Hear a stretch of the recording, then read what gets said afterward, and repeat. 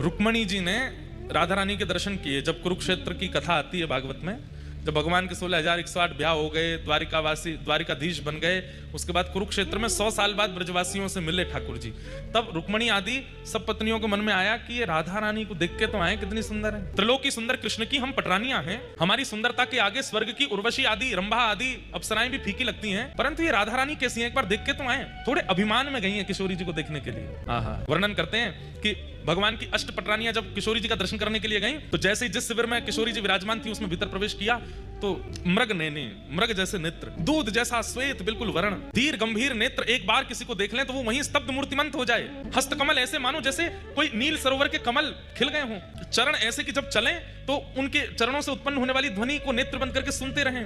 इतना सुंदर स्वरूप। ये स्वरूप काम प्रकट नहीं करता, बल्कि प्रकट हृदय में काम को नष्ट और कर देता है, ऐसा स्वरूप। प्रकट हृदय में क्रोध को भी नष्ट कर दे, ऐसा स्वरूप। हमारे अंदर जितने दोष हैं वो दोष समाप्त से हो जाते हैं, ऐसा स्वरूप। देख करके 8 पटरानियां तो नतमस्तक हो गईं और मन में सोचने लगी हम काय बात की सुंदर हैं, सुंदरता तो इसे कहते हैं। प्रणाम किया, हे किशोरी जी, हे वृषभानु दुलारी, हे बरसाने वाली, हे श्यामाजू, हमारा प्रणाम स्वीकार करो। तुरंत रुक्मणी जी को उठाया, मैं राधा रानी नहीं हूं, मैं तो दासी हूं। राधा रानी भीतर है, मैं तो दासी हूं। किशोरी जी तो भीतर विराजमान है। 8 में से 4 तो वहीं से लौट गए। बोले जब दासी की सुंदरता हमसे सहन नहीं हो रही है, किशोरी जी को कहां देखेंगे। 4 ने प्रयास किया और भीतर गई, तो बाहर जिसे देखा उससे भी अतीत सुंदर। बाहर वाली की सुंदरता तो दोष नष्ट कर रही थी, अंदर जिसको देखा उससे दोष नष्ट तो हुए बल्कि गुण प्रकट होने लगे। दया, प्रेम, शीलता, ये सारे जो अच्छे गुण होते हैं उसका दर्शन करके वो प्रकट होने लगे। बोले निश्चित किशोरी जी हैं। प्रणाम किया, बोले आप किशोरी जी? बोले नहीं मैं दासी।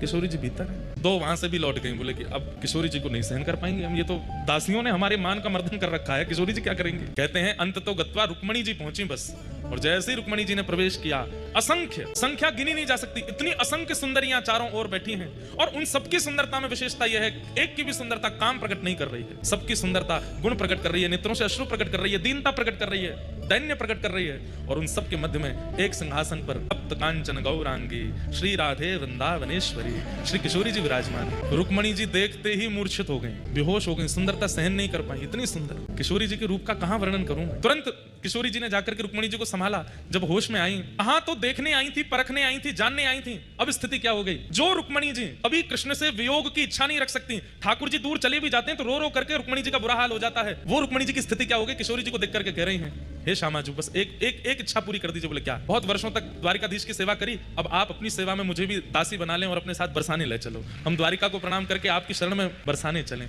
तब किशोरी जी ने हृदय से लगाया, नहीं, हमारे प्राण आपके पास हैं, उनकी सेवा आपको करनी है, जब समय होगा तो हम आपको स्मरण कर लेंगे।